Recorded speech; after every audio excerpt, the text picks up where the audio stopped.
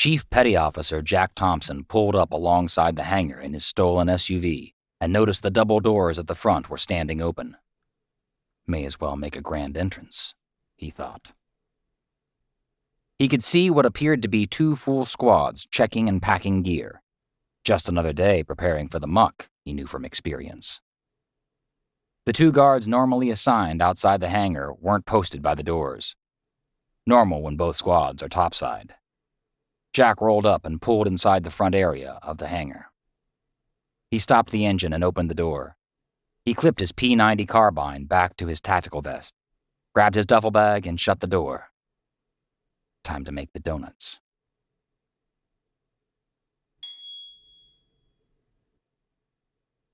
"Who does this clown think he is?" Wallace asked, nudging Spanky, second squad's team leader.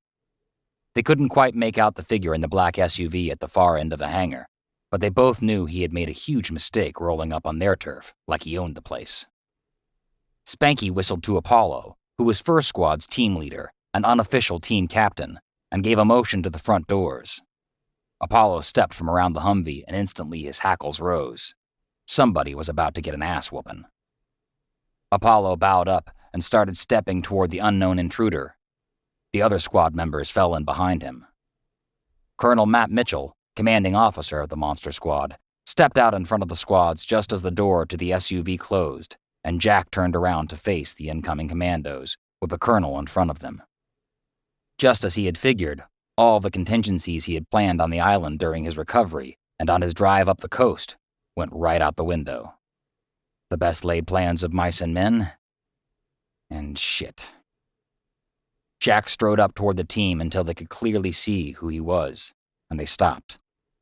The new members had no clue, but he realized that the colonel didn't seem surprised at all that he was alive.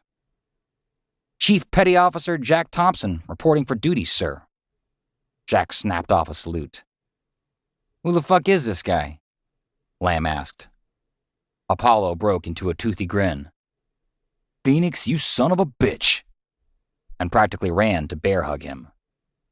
Jack grunted as Apollo lifted him from the ground, and the original Monster Squad members surrounded him to welcome him back. Colonel Mitchell held his ground. The new members of the Monster Squad surrounded the colonel. "Who is this guy, sir?" "A dead man," he deadpanned, his face stoic. When the original clamor was over at Jack's resurrection from the dead, he approached the colonel. "You're not happy to see me, sir?" "Thompson, we have to follow protocol. You know that." Neither man smiled. Jack nodded. "I expected as much." Mitchell nodded at the guards, who quickly approached Jack. Yeah, give me a minute." He unhooked his P90 and handed it to one of them. "Careful with that, Junior, it's loaded. You might put an eye out." He pulled his 5.7 from its holster and handed it to the other one. "Easy there, Buster. That's a real one.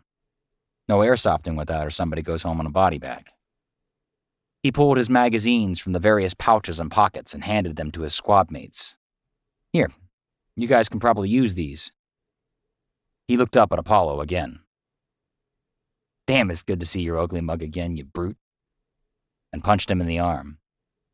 "I can't believe looking at you would be refreshing." "Believe it," Sanchez said with a smirk. Jack finally noticed that a female had infiltrated their ranks. "Yours?" Jack asked, hooking his chin at Apollo. "Damn straight, baby." Apollo grinned again. "I'm nobody's," Sanchez reminded him. "That's right," Apollo quickly corrected.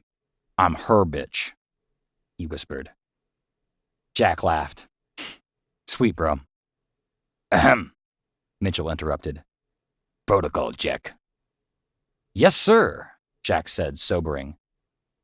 "Lead the way. I live to serve, ask and I shall obey. Waggle the carrot and the ass will follow. I'd come up with more, but I've been driving all night and I really gotta pee." "Needless to say, we have a lot of questions, son." "Oh, we definitely have a lot to talk about, sir," Jack said, giving the colonel a knowing look.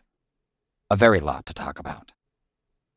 "It sounds like there's a few things on your mind, Chief." "You don't know the half of it, Skipper."